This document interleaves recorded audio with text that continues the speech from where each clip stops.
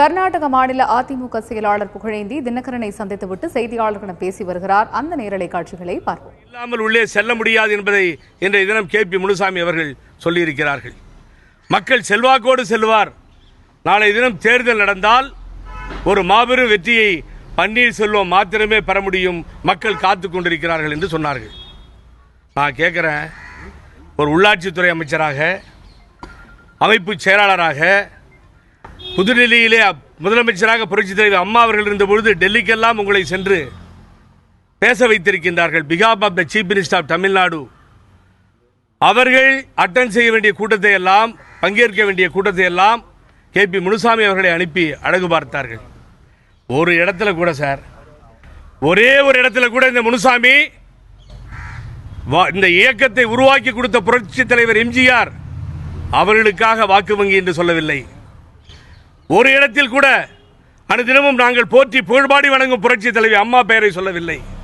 வாக்கு வங்கி புரட்சி தலைவி அம்மா அவர்களுக்கு என்று சொல்லவில்லை. யாரோ பன்னீர்செல்வம் அவர் மக்கள் தலைவர், வாக்கு வங்கி என்று சொன்னால் புரட்சி தலைவர் எம்ஜிஆரும் புரட்சி தலைவி அம்மாவும் யார் என்று கேட்கிறேன். நான் காற்றிலே தூக்கி எறிந்து விட்டீர்களா? அதற்கு பின்னாரே சொல்கிறார் ஊழல் சாம்ராஜ்யம் என்று சொல்லி. அனைத்து இந்திய அண்ணா திராவிட முன்னேற்ற கழகத்தினுடைய அமைச்சர்கள் ஊழல் சாம்ராஜ்யம் என்று சொன்னால், நீ எத்தனை ஆண்டு காலம் இந்த அமைச்சரவையில் இருந்தாய்? அந்த ஊழல் அமைச்சரவையிலே உனக்கு இடமில்லையா? அந்த ஊழல் அமைச்சரவையிலே உங்களுக்கு இடமில்லையா?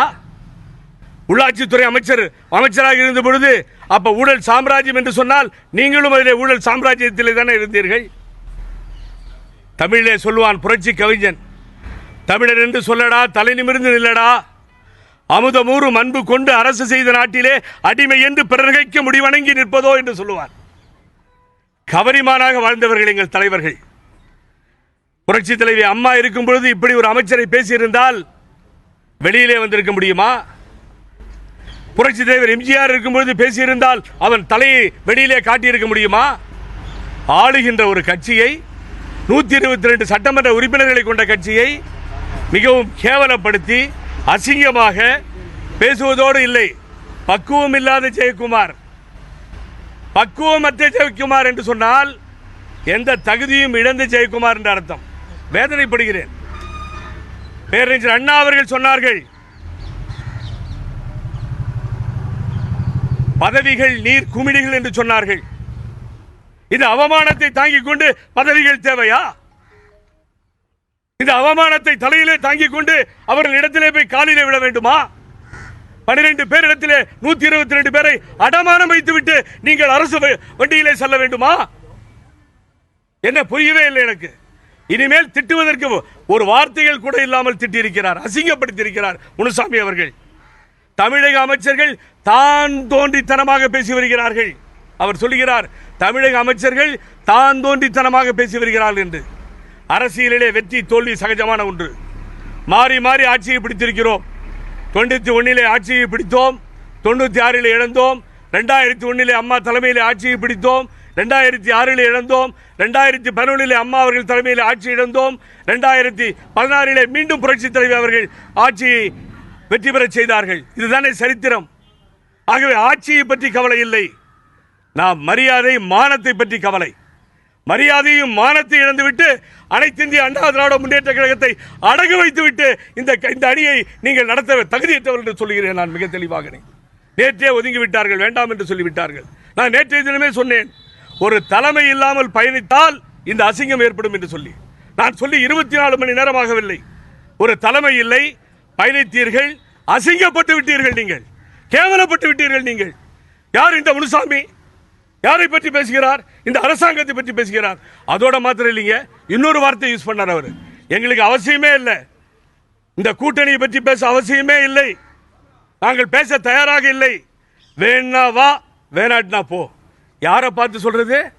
12 MLA வச்சுட்டு நீ 122 MLA வைத்திருக்கின்ற அரசு கட்டிலே இருக்கின்ற அந்த ஆட்சியை சார்ந்தவர்களை பார்த்து பேசுகிறாய் நீ. நான் முனுசாமி சப்ஜெக்டுக்கு பின்னாடி வரேங்க. ஒரு சாதாரண ஆளில் எனக்கு தெரியும் முனுசாமியை பற்றி. அம்மாவால் ஒதுக்கி வைக்கப்பட்டவர் இவர்.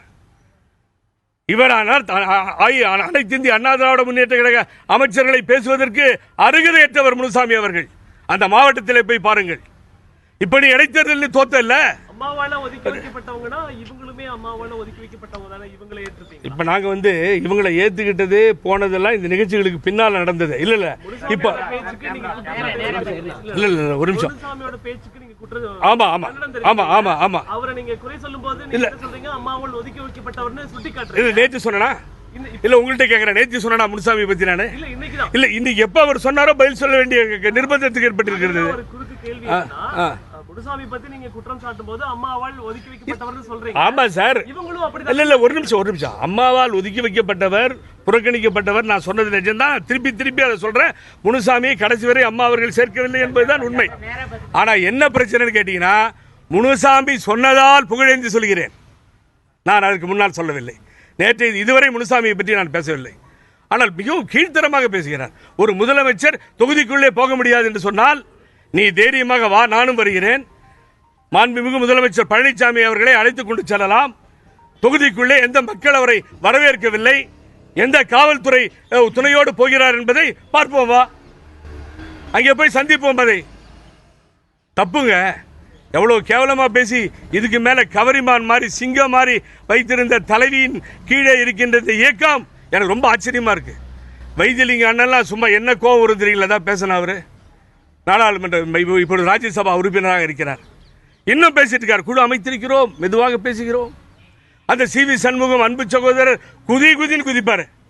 அப்படியே இல்லை, நாங்கள் மறுபடியும் தொடர்ந்து பேச போகிறோம். நம்ம செய்தியாளர்கள் கேட்குறாங்க, இல்லைங்க கண்ணாபின்னான்னு பேசியிருக்காங்க. அவர்கள் கருத்துக்களை சொன்னார்கள். தமிழக அமைச்சர்களை வசைபாடுவது கருத்துக்களா?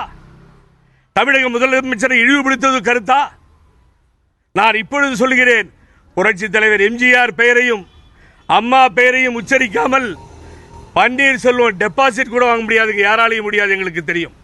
பன்னீர்செல்வம் அருகதையற்ற தலைவர், பன்னீர்செல்வ துரோகி. பன்னீர்செல்வத்திற்கு